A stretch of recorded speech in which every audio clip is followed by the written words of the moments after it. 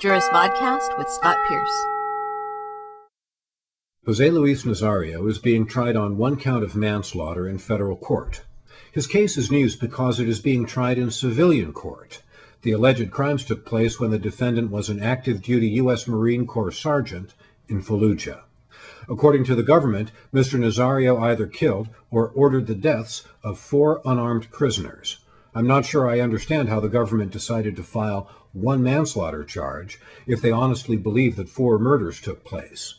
The Military Extraterritorial Jurisdiction Act was passed in 2000 and amended in 2004.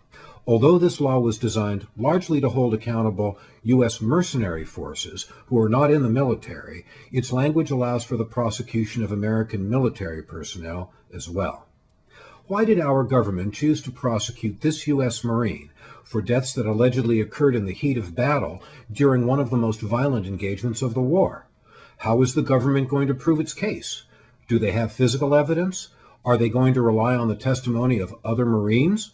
Do they plan to have Iraqi insurgents testify for the prosecution in front of an American jury? At the end of the day, I regret that this trial is taking place. Suppose Mr. Nazario is convicted and spends some time in federal prison. Will justice be served?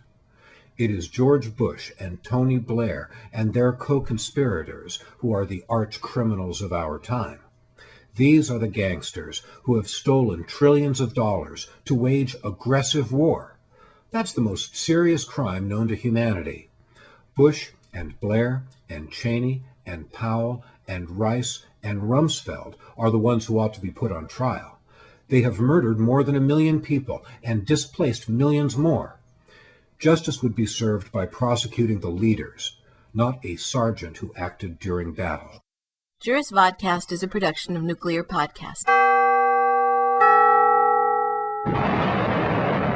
Creative Commons Attribution Non-Commercial No Derivatives.